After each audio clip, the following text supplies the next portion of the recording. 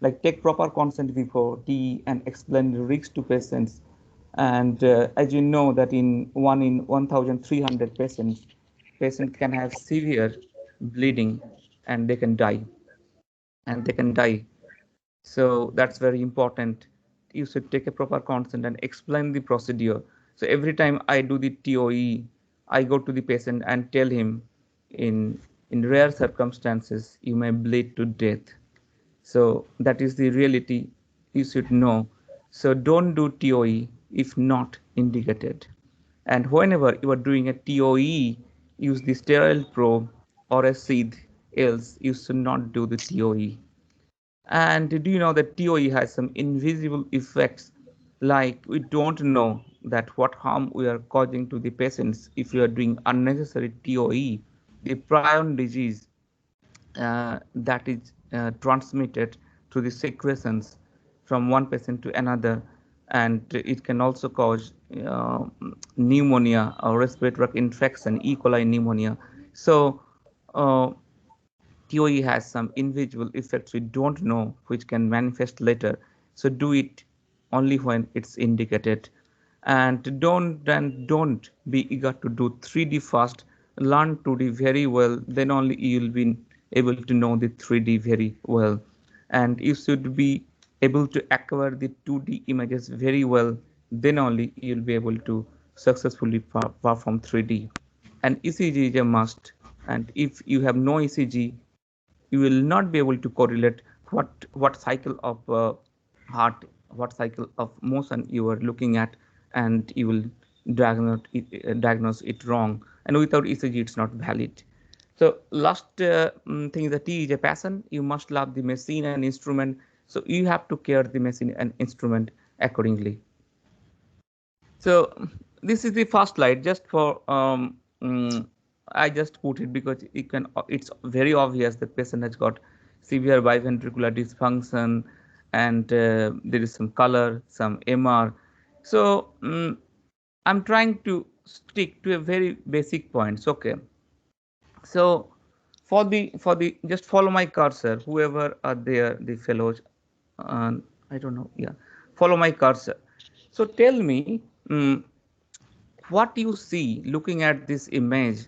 So this is a mid-esophageal four-chamber view, and what you can make out seeing this image, how you look at the image. Obviously, looking at this, anyone can say the patient has severe LV dysfunction. So that's not the thing I want to tell you when you are telling it in the exam or something. So how to look at this image? So look at the LV. First see which view, then you should optimize the image, optimize the depth, optimize the gain, and make sure that the image is not foreshortened. The foreshortened image is very bad, and it can obscure some of the findings. Apex is a very important part of the LV, so you can miss that, and you can also, the measurements may be erroneous. So look at this way and make sure that you have a proper ECG and proper ECG gain. If the ECG is too high, as in this slide, the gain is not appropriate, you may not be able to correlate the ECG cycle with the image. Next thing, you see which walls, which segments you are seeing. So this is a four chamber. So what wall is this, what wall is this, and what is this? So look at the different walls, which wall you are seeing, abnormality in which wall, and which segment. This is basal, this is mid, this is apex. So try to look at this way, that what wall I am seeing, which segment of the wall I am seeing, and then accordingly take a decision that this segment of this wall is problematic. There is a problem in that. So now when you're looking at this image, looking at this heart, try to see the wall, try to see the thickness of the wall. If the wall is hypertrophic or very thinned out in severe LV dysfunction, ischemic disease, cardiomyopathy, LV wall will be very thinned out. So you should develop your eye to see at a glance that, oh, this wall has been thickened, thinned out, this wall is hypertrophic, or this wall is normal. So the muscle mass of the wall will tell you the prognosis of the patient and also whether this is a chronic thing or acute, whatever. Okay, in acute MI, the thickness of the wall will not be affected, but in chronic MI, sorry, chronic ischemia, multiple MI, this can be thinned out due to akinesia and the transmural infraction. So next thing is the movement. It's a very important part. I'm coming to this related to LV function. When you look at this image, see the movement. You should see the longitudinal movement from upwards down, from the base to apex, from the apex to base. This is longitudinal movement, and also this transverse movement. How much inward the walls are coming to inward. Okay, so longitudinal movement and transverse movement, try to train your eyes to see this. Then only from this view only you will be able to comment whether the longitudinal function is deranged or the transverse function, or how this movement is deranged. So this is very important to look at, and then only. So sometimes what you see, the transverse movement is fine, the LV wall is coming inside, outside, but the longitudinal movement is deranged. So uh, we can sometimes we wrongly assume that LV function is good, but maybe this function is not right. And then come to see the contraction, so that the contraction for the segments are normal or akinetic or dyskinetic. For dyskinesia, you have to correlate to the tracing of the ECG. And lastly, don't forget to look at this part, this apex. Okay, so apex is a very important part of the LV, and apex, there is a lot of parasympathetic nerves. So apex is involved in many non-cardiac conditions like cerebral bleed, CVA, and other acute shock conditions.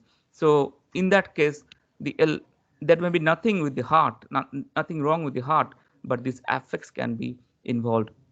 So always look at the apex, and in the apex you can also see some clots in severe LV dysfunction. You can see aneurysm in or lot of trabeculations in case of non-compaction cardiomyopathy. So apex is a very important part to look at. Okay, so don't forget to look at the apex. Make sure your image is not foreshortened, and look at the apex, and also see if there is any smokes or clots or a lot of trabeculations and everything. And then lastly, eyeball and tell how is the LV. You don't need, I don't give a number to the LV that LV is this much percentage, ejection fraction is 60%, 63. I don't believe in the numbers, but what we do, that we tell like the good LV or a moderate LV or a mild LV, that's really more scientific, because there are numbers, multiple numbers, 10, 15 numbers if you're quantifying the LV function. So different numbers may vary, but at the end of the day, correlating everything just give the impression the LV is good, LV is moderate, LV is uh, poor. So this is the first thing you should know. And when you are looking at the LV function, you should look at the 4-chamber view. This is the 2-chamber view. Always look at the walls. Same thing, look at the walls. This all anterior and inferior. You should know which wall you are looking at and which segment you are looking at: basal, mid, and apex. And as I said, like during the last slide, what are the things to see in that image? Okay, so it's not easy. I mean, so if someone gives you a 4-chamber view, you may take 5 seconds to give an impression this is a poor LV, but that's actually not. It should take much more time to evaluate and give an impression. So similarly, this is the long mid-cervical LV long axis view.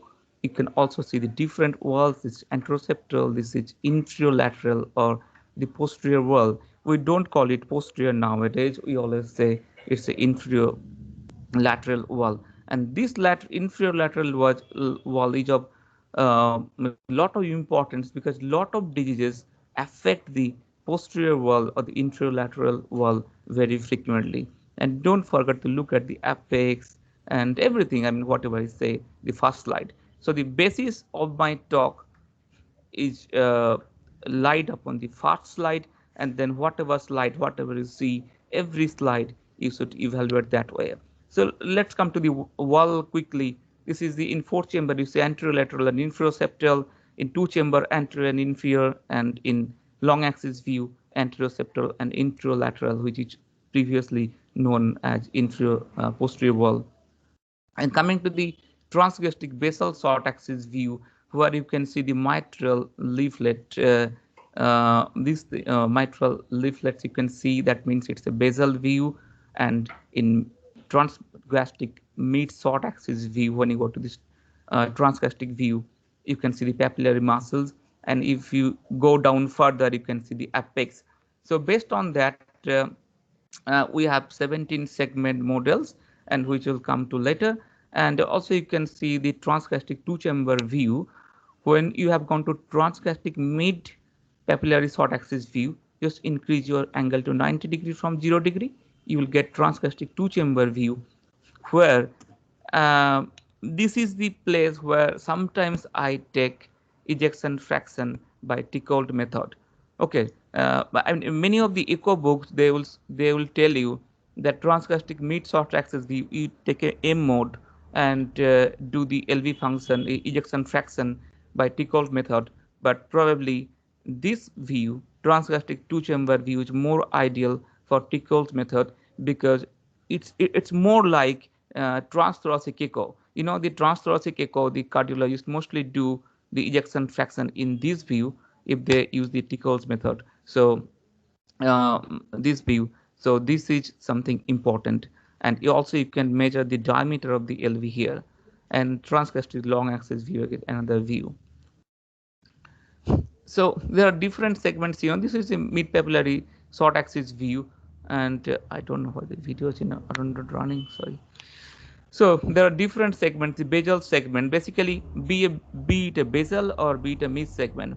So this is the anterior wall, this is the inferior wall, this is the lateral, and this is the septal. So in between we have anteroseptal, we have inferoseptal, we have inferolateral and anterolateral. Okay, and this is anterior, this is inferior. Based on that, we have 17 segments, and 17th segment is the apex. And apex has apical anterior, apical septal, apical inferior, apical lateral, only 4 segments, but other segments have 6 segments. Just keep an eye. Other segments have 6 segments, but apex has 4 and the apical cap. But if you do it by MRI, they will give you 20 segments. Okay, so in 20 segments you have again this. Yeah. Okay, so I don't know why the videos are not running properly. Sorry. Okay, so oh dear. So this is again very severe dysfunction in transgastric short axis view. This is kind of, we have gone again very small ventricle. Again, if you apparently the ventricle is looking normal, but if you see at the septum, it's not moving well. And you can frequently see, not frequently, sometimes you can see big LV clots if your LV is dysfunctional, if your apex is dilated. And see, in this case, there is a thrombus in the apex. The apex is clearly dilated. There is smoke or spontaneous echo contrast in the LV, and you can see the clot in the LV apex. So all these things are associated findings which tell you that the LV is dysfunctional. So this is kind of introductory box. I have taken it from Annette Vega's book. So there are a lot of things to see at the global LV function, fractional shortening, FAC, EF, lot of things. I don't want to go into theory. I don't want to go into details of everything, but what I'll tell what I do. Basically, everything is there in this book, so nothing to take new from me probably. So fractional area change, you should do it in the transgastric mid papillary short axis view, and the formula how to do that. And the normal value is anything more than 35% to 40%, but it's preload and afterload dependent. Rather than doing any method, doing any anything, performing anything, FAC, fractional shortening, ejection fraction is not difficult. It's very easy. Anyone can do it. But you should know the limitations and caveat of everything. Like for this, it's highly preload and afterload dependent, and you are assessing the contractility in one plane and one level. If there is RWMA, it will be erroneous. Similarly, in fractional shortening, it is even more, I mean, less validated. So I don't use it frequently, honestly, because it's nothing to do with this. It's in again in one plane, and just describe the contractility of the two walls. So it's not very important. So this is the ejection fraction by modified Simpson's biplane method. Firstly, why biplane? Because you should take it in 4 chamber and 2 chamber and then average. That's why it's biplane. So by this method, the LV is being divided. Volume ಜಾಸ್ತಿ ಮಾಡಿದಂಗೆ. Is 20 disc. Okay, 20 discs divide the LV to small volumes, and they measure the LV volume and ejection fraction. As you know, the formula of the ejection fraction, n diastolic volume minus n systolic volume by n diastolic volume. So anything normal is more than 50%, and less severe dysfunction is less than 30%. And the problem is that if you can't delineate the endocardial borders, then your measurement will be inaccurate. That is the most important thing. Can I please request others to mute their microphone, please? Yes, sir, I'm just checking it out, sir. Okay, thank you very much. So, and if there is an RWMA, which can also hamper these modified Simpsons. But for irregular ventricle, for a ventricle with RWMA, this is the best 2D method. Okay, so this is the I mean, leaving the speckle tracking, 2D speckle tracking. This is a 2D strain. This is the best method for irregular ventricle, and where the ventricle looks irregular, size and shape is irregular, and where this RWMA, still this is the better method than the others. And you can also do it in the Tickle method, as I mentioned, put a M-mode on the mid-papillary transgastric short axis view, and that method is only valid if you have a normal LV or uniform LV function. No, uniform LV shape, uniform LV function of the all segments, then you can use that method. So cardiac output, I know you know how to do the cardiac output. You have got a formula, stroke volume equal to CSA into VTI. You can take it at the LVOT level, aortic valve level, or in the pulmonary arterial level. Okay, this is at the pulmonary arterial level. This is the pulmonary artery, and this is at the LVOT level. Just note that the measurement of the LVOT should be done at the same, ideally, at the same area where you are putting the PWD. Okay, so this is DPDT. Sometimes I use that. For this, you need to have some degree of MR. So not trivial MR, at least a mild MR, and it's not validated when you have eccentric MR. So essentially, you need to have a central MR for this, and normal values are this. So I'll not waste much of my time, because if everything is written in the book, and if I go through details in these things, we'll miss important things. So this is something good. Mitral annular velocity normal is more than 8 centimeter. You need to put a pulse wave Doppler at the lateral mitral annulus, then put the TDI, then you get the values. And some say that more than 6 is normal, less than 6 is severe dysfunction. And this is MPI, so you need to put a pulse wave Doppler to see the ENA, the gap between two EU waves, and the ejection time you get from pulse wave Doppler in the transgastric view, and put it in the formula. Normal is 0.39 plus minus 0.05. MAPSE measures the longitudinal function, is not very popular, and it's only measures the longitudinal function, nothing else. So coming to the strain, okay, so I'm interested in this strain. So there are different kinds of strain. Okay, longitudinal strain, circumferential strain, radial strain, and transverse strain. Okay, but the other strains are not important. As important is the longitudinal strain. So as you know that each segment of the heart has a strain.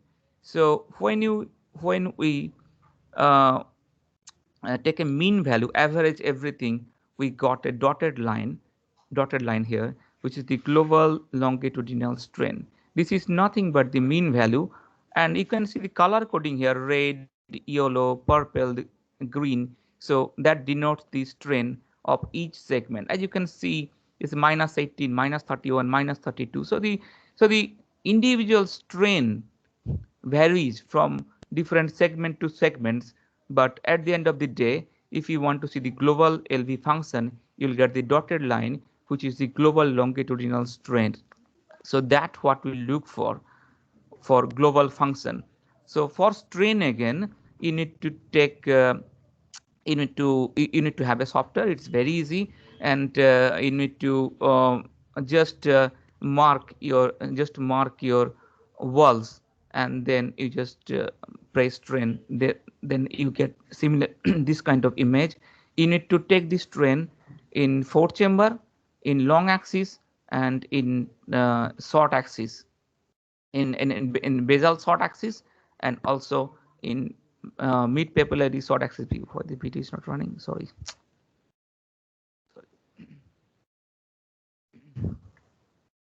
Yeah, then then you get the complete picture, and there are different kinds of display. So let me just explain the display a bit. Okay, so ideally you should have a red color. Deep red means it's normal. Deep red means it's normal. If you have pink, that means the function is not that great. Pink means there is some degree of dysfunction, and if there is white, that is severe dysfunction or akinetic segment. So more red is better. So, and by now this is the parametric or bullseye. You see, you know which segment is this. Mine, which segment, this is the number coded. Okay, 14, 15, 16, 13, 11, now 26. So this is the basal segment. You can see that there is pink color here all the way, and there is a deep red color. So these segments are normally a normal function, but these segments are not a good function. Second, look at this one. This is more interesting. You can see in the anterior septal or anterior wall, the color is like white or very light pink or bluish. That means this area is the LAD territory. Probably patient had a stroke. MI in the anterior LAD or anterior territory. That's why this segment is very much dysfunctional, where the other segments are not dysfunctional. So this is the, so you can decide, you can make out that this is a LAD infraction or whatever. And but if you look at this image, the pink color or white color is not correlating. Here something patchy, here something here. It's not correlating anything. Not correlating with any particular coronary territory. So probably this bullseye is a pattern of cardiomyopathy. Okay. So when you come to the 3D, so if you are trying to acquire the LV function by 3D, you have to take a full volume first. When you press the full volume in 3D, you get this kind of images. This is 4 chamber, and this orthogonal view, this 90-degree 2 chamber. And then you can by 3D, by various method, you can measure the ejection fraction. You can do, you have software, you can do the biplane endostolic and systolic volume by 3D method. Basically you are doing modified Simpsons guided by 3D. So firstly what they will tell you, I'll show you what are the steps of doing 3D, but basically this is the end result, and you get the ejection fraction and stroke volume. So what you need to do if you have a software, advanced 3DQ or 3DQ lab. So at first you have to go to you have to take a 3D full volume data set. Then you go to 3D quantification in the QLab, and you have to first identify the end-diastolic frame. So there will be ECG in the end-diastolic frame. The machine will tell you identify the end-diastolic frame. When you identify the end-diastolic frame, and how do you do it? You see the mitral valves are completely open. That means it's the end-diastolic frame. Select that. Then there will be red and green lines. You have to align the lines. You have to align the lines on the just above the mitral valve leaflets, and some one is longitudinal, which will cut the apex properly, and one will be transverse, which will cut the mitral valve leaflets just above that in a transverse way. And then identify the middle of the IVS, and then they will ask you to put a reference point like septal, lateral, and apex, inferior, anterior. These points you have to press, and then repeat the procedure at the end diastole. Then you get the end diastolic volume, end systolic volume. So this is actually very easy. Honestly, if you're using it frequently, this is very easy. And at the end, this is something look like that. And this is the different frames. You can see the global function here, and you can put a wire around that, and you can see the contraction of each segment. There are 17 lines, so 17 lines will denote the contraction of 17 segments. Ideally, they should meet at one point. That means the contraction is synchronous. Ideally, they should meet at one point, but here they're very much close to each other, not meeting at each other. So that means, but ventricular function essentially looks all right in this case. So other thing, what you can do, you have a software, you can see, you can divide it in multiple slices, you can see. So you can see the function in different short axis view. And again, you have got this individual segment thing. And the last thing, what you get is the parametric image. This is something very interesting and very, it's a bit difficult also. So at the end of the day, this is the end story, what you get after 3D parametric image. So in the upper panel, take the upper panel. What is this upper panel? So it is a timing of onset of contraction related to the mean value. So timing of onset of contraction. That means this upper panel denotes whether your any segment is akinetic or dyskinetic or contracting early or normal. So green is the normal curve. See, green is the normal curve. Most of the segments here are normal. This is my image from from patients, normal patient. No, sorry, from patient. So see, the green color will be more normal. That means these segments are normal. There is some red color. Can you see? Red means delayed contraction. Okay, that means it's a dyskinesia. It's a delayed contraction. Blue means early contraction. That means, see, the different segments are contracting at different time. Then what will happen? There can be there will be desynchrony, and there will obviously be dysfunction. The end-diastolic pressure may increase if you are contracting against a closed aortic valve. So all these things can happen. So you will get fair idea how many segments are green, how many segments are red, means delayed, and how many segments are blue. But coming to the middle panel, the color coding changes. So what the middle panel show? Arup, can I request you to finish in next 1 or 2 minutes, because I would like to have some discussion. Okay, sir. Okay. How much is left? I think maybe 3-4 minutes maximum. No, I want full 15 minutes for the discussion, but you carry on. You are doing well. Okay, sir, no problem. Thank you. So this is the excursion of individual segment towards the apex. So as I told you, how much the segments are contracting towards the apex. So blue is the movement toward the center, which is normal. Black is no movement, means akinetic. Red is away from the center, means dyskinetic. So this is again the end point of all the global function and regional function we have already described. And this slide, yeah, so you can take some numbers like LA pressure. If you have a MR, central MR, you can measure the LA pressure by systolic blood pressure -4 into square. Sorry, MR velocity square. Other thing, if you have a acute MR, your MR velocity will be less. So remember, so if you have a MR, you have put a CWD across this. If your velocity is 2 meter per second, 3 meter per second, that means the MR velocity is low. In chronic MR, the velocity is 5 to 6 centimeter, 6 meter per second. If the acute MR, if the velocity is low, that means patient has severe acute dysfunction. So I'm not going, I don't have time to discuss the concentric hypertrophy, centric hypertrophy, remodeling, LV mass, and or anything. I have not deliberately, I have not described the chamber dimension and everything. It's not possible to discuss everything now. So I'll be happy to take discussions now, sir. Thank you very much.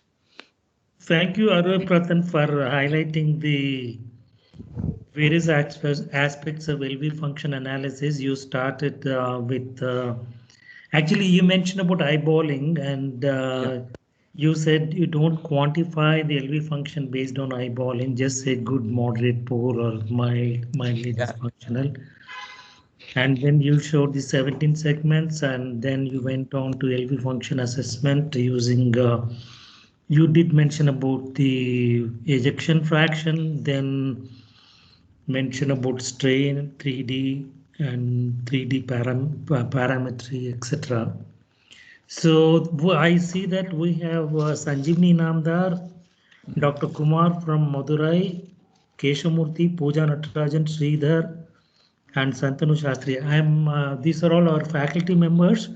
So I invite them to comment or add points which are important. First, Sanjeevani Namdar, you want to say something? Yes, good morning, everyone. Arup Pritam, it was a very comprehensive, and you did tell about practical points. Thank you. And what one should do. And Dr. Muralidhar concluded it beautifully. I just wanted to add that we are looking at a global LV systolic function. Yeah. But at the same time, we should look at the regional LV. Yeah. Yeah. By that, I mean, come to the conclusion of some RWMA, which ultimately contributes to ejection fraction. So one has to understand the concept of thickening of myocardium. We have to train our eyes to see because systolic contraction causes thickening. So if the myocardium is thickening, that means it is good. Right. If you see certain part which is not thickening, so you are Actually, there's a question on please tell about RWMA score. So as a continuation of Dr. Sanjeevani's comment, do you want to add that point? Yeah, definitely. This RWMA score and this is thickening and all these things. Actually, I mean, there are a lot of things. Actually, a lot of things are there in the book. So I actually tried to do something which is practical. This is for the mostly for the the fellows and DM, DNB who are doing all these things. So how to look at the echo? I tried to do that, and something new like strains and 3D. But yes, definitely that's very important. Thickening score and their RWMS score, 30%, 10%, whatever. These things are there, and yeah, that's important. Yeah, definitely that's important. Can I add one more thing? Yes, definitely. See, LV systolic function, one is global, second we told about regional, that is thickening, and third is of course which is done pre-operatively, contractile reserve with either dobutamine or contraceptive. Of course that we don't do, but we have to, if it is done, we have to look into it. But there is a simple method to see the viability during surgery. Is if the thickening is less than 6 mm, naturally this myocardium is non-viable. And if it is more than 6 mm, rough it is viable. So you get some idea about its contribution towards the ejection. Thank you. You have a reference for what you said about 6 mm? Do you have a reference to prove that point, 6 mm, or is based on personal experience? No, not personal experience. It's a basic echo training that Okay. 612 mm is the usually is the diameter of the myocardium. So if it is less than 6 mm, and they Right. say cardiologists that the wall is thinned out, is akinetic. Thinned out means it is less than 6 mm. First dead myocardium. So when you see thin myocardium, naturally you get to know that this part is not well. There is one question on measure. Any objective measure to assure LV apex is not foreshortened? Yeah, so it's difficult. Okay, it's not easy. So best thing is that you go to different views, like 4-chamber, 2-chamber, transgastric 2-chamber view, and you have to anti-flex. You have to anti-flex the probe to get the best apex. Okay, and apex is apparently best seen in 2-chamber view at mid-esophageal 90-degree 2-chamber view and transgastric 2-chamber view. So wherever you get you can see the whole of the apex, the muscles surrounding the apex. You are not foreshortened, and it's if the apex is kind of flat, that means you are definitely foreshortened. It's a conical structure. You're talking about anti-flexing the probe in the transgastric window, or which window you're talking? Transgastric. Sridhar, you want to comment on this? Yeah. Good morning, sir. Good morning, Aruprathan. Nice talking. Thanks for the information. Good morning. Thank you. Yeah. So basically, foreshortening is more of a 4-chamber view anatomy and treatment rather than a transgastric one, in my opinion. And then going through the value of foreshortening, which you have very well highlighted, the importance of having making sure that the apex is not foreshortened. I believe retroflexion is more important component in making sure that the apex is not foreshortened. Absolutely. We talk about foreshortening in mid-esophageal window, not in the transgastric window. Yeah. And we need to retroflex the probe to be able to see the apex properly. So Especially if you're retroflexion seeing usually the view, you have to retroflex the probe to avoid foreshortening. most often Yes. we can take care of retroflexion and foreshortening is taken care of, but there are a lot of very objective ways to look at in case it comes to exams and for our resident levels. So one of the objective ways is to make sure you take a long axis of the LV in a mid-esophageal 4-chamber view, go to 90 degrees and take another long axis of the LV. When the long axis, the difference between the two views is not more than 30%, is one of the objective ways to tell that the apex is not foreshortened. So it goes to say that both in the 2-chamber and in the long mid-esophageal 4-chamber, the LV of long axis are similar. When the difference is more than 30%, probably it goes to say the foreshortening is significant. That's one of the objective ways to look at it. Thank you, Sridhar, for that contribution. Can I ask Dr. Kumar to comment or add points? Dr. Kumar is there? Kumar from Madurai? Dr. Kumar? Then Keshav Murthy, do you want, which is important? You want to re-emphasize any of the points which have been mentioned? No, no, sir. Everything Sridhar has highlighted. Yes. Hello, sir. Pooja here, sir. Yes. Hi, sir. That was a very beautiful presentation, Dr. Arup.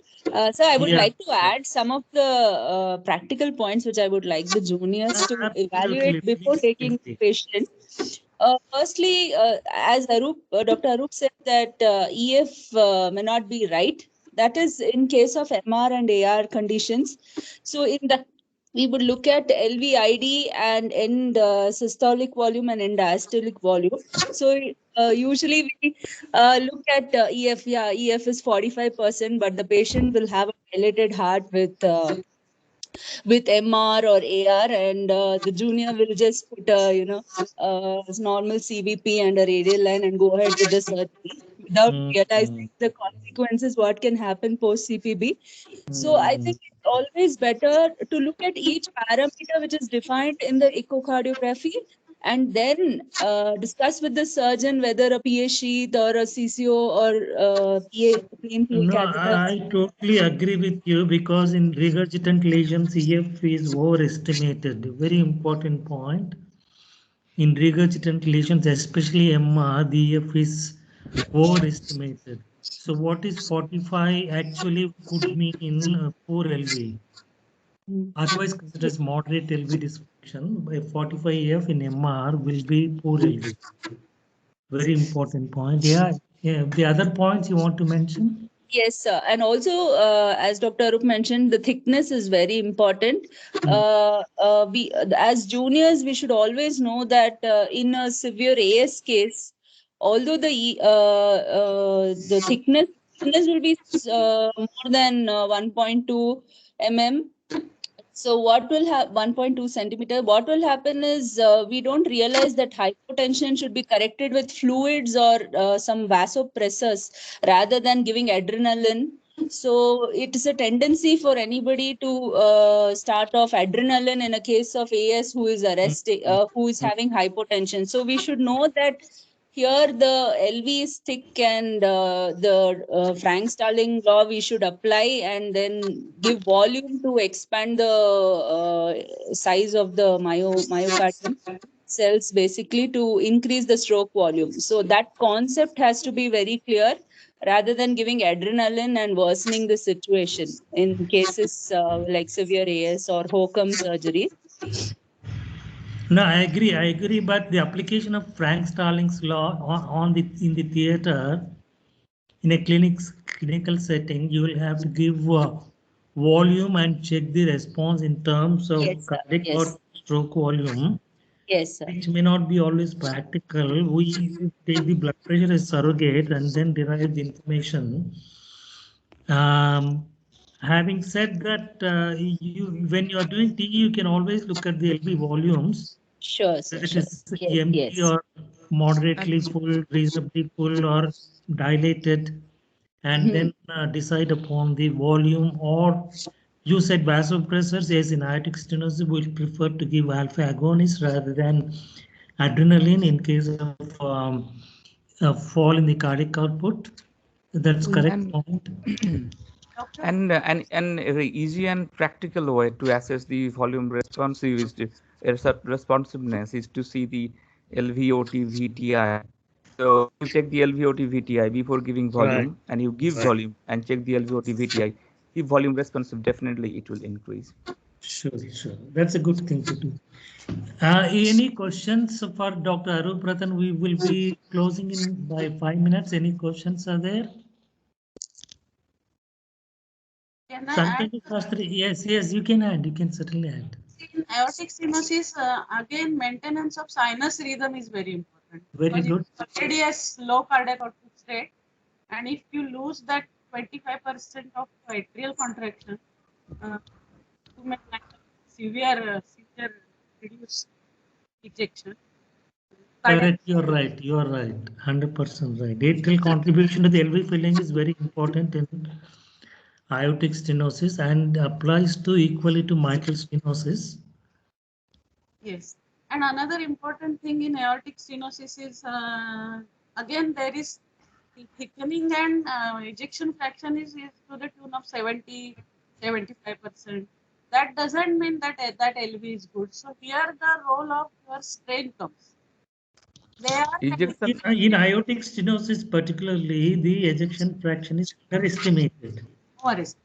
Yeah, because so that if the EF is 40, actually it may be 50 or 60 when the afterload lesion is corrected. In any case of aortic stenosis or in a very severely hypertrophic heart, the cavity of the heart is so small, the LV cavity is so small, the ejection fraction may be very high, but actually stroke volume will be very low. So that's the fallacy of the ejection fraction. In a very small heart, very small cavity, the stroke volume is very low, but ejection fraction is very high. But as contrary to this, if you have a very dilated, typically in aortic stenosis, ejection fraction is underestimated. It is not overestimated. It is typically in aortic stenosis, ejection fraction is underestimated because the volumes are low and the amount of blood going through is also low. Actually, they are having subclinical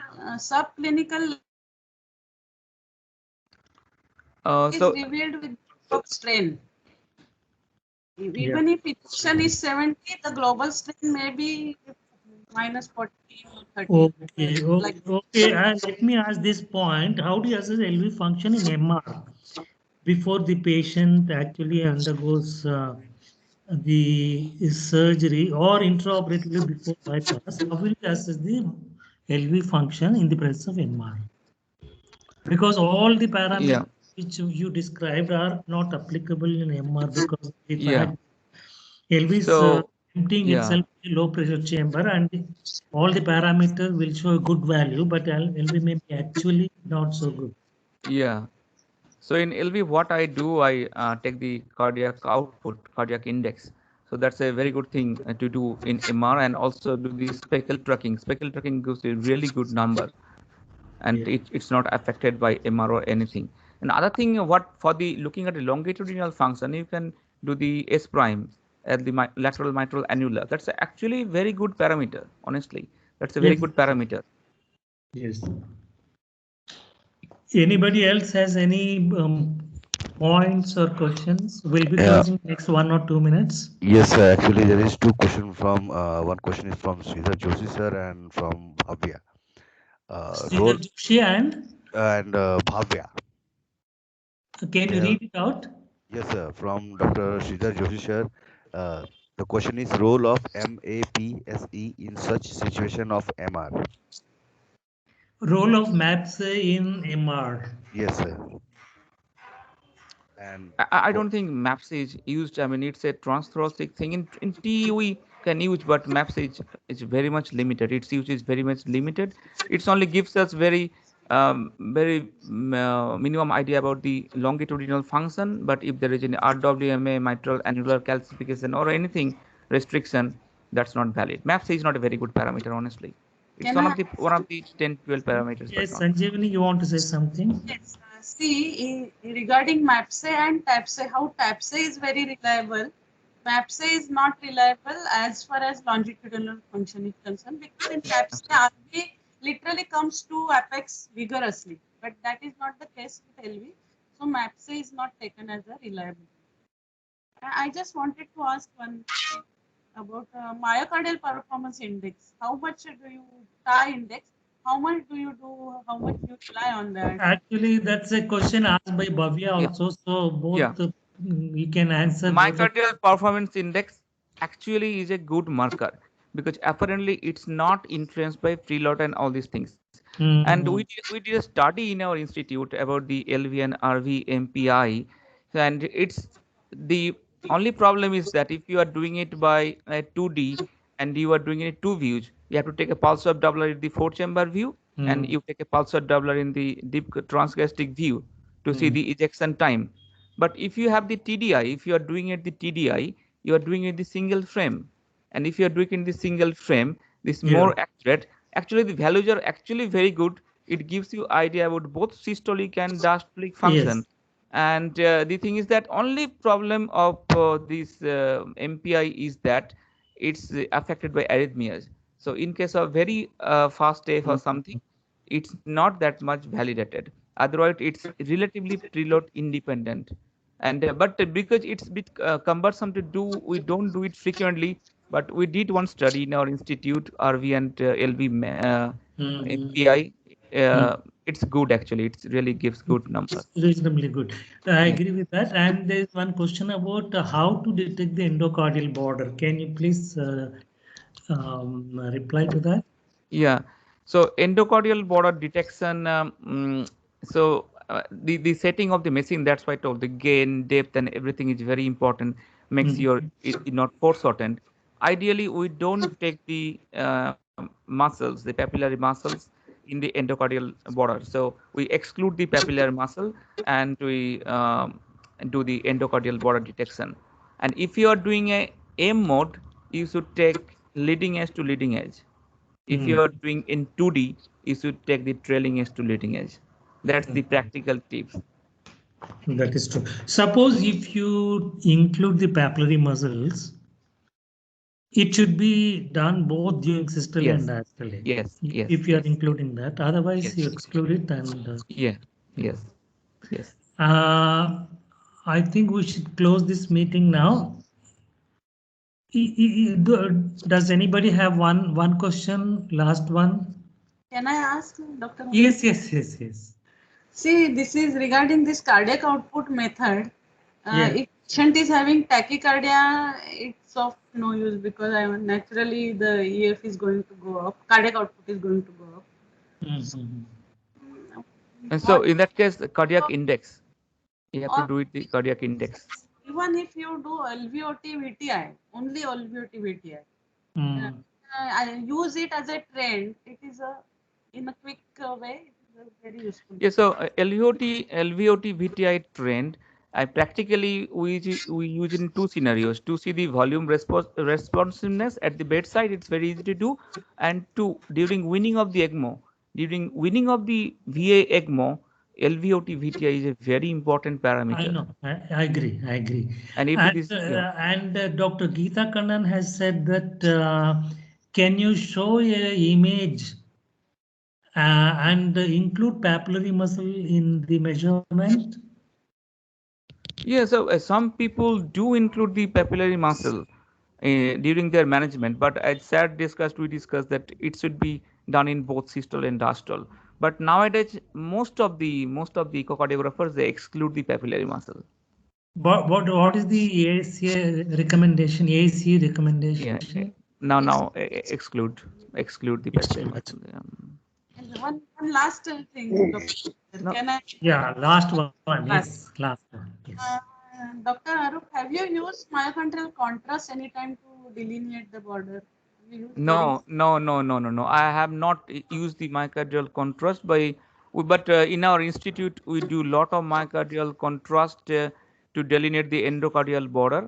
And but if you are doing that, the formula, I mean, it slightly changes. Okay, I have no practical experience honestly, but we get a lot of echo reports where they use the contrast.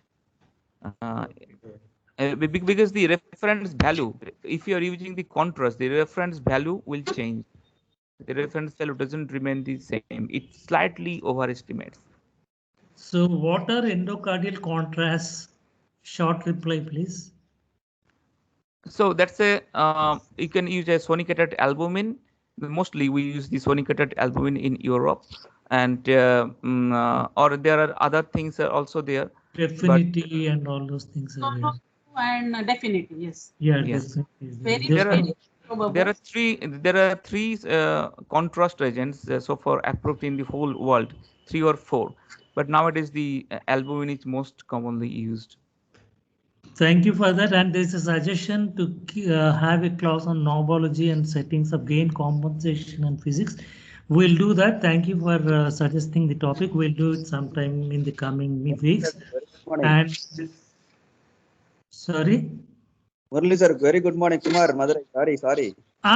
We called you to comment on this. And add any points which have been left out. But I couldn't do that.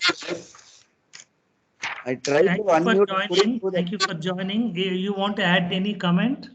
Yes, sir. I had 2 queries, but that was answered because LV function assessment in MR and then post-shortening reduction in Simpson's method. So that is answered. Okay. Very shock, and it is a very good initiative. Thank you so much.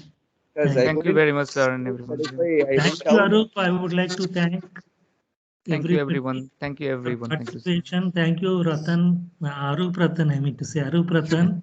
Thank you. And all the faculty members who have contributed and the participants for being with us. We'll meet next Sunday. I don't know what the topic, but I think it's about congenital heart disease. Please, it should be interesting. Please come. You please come prepared so that you can ask interesting questions. Thank you so much, and good luck. Enjoy your Sunday. Thank you. Thank you, Arup. Thanks. Thank you, Arup sir. Thank you all faculties so that they have given their valuable time for this Sunday breakfast session. And thank you to all the attendees, those who have attended the sessions. We will meet on next Sunday. The updated list will be sent it on the via WhatsApp or via email. Thank you all. Happy Sunday.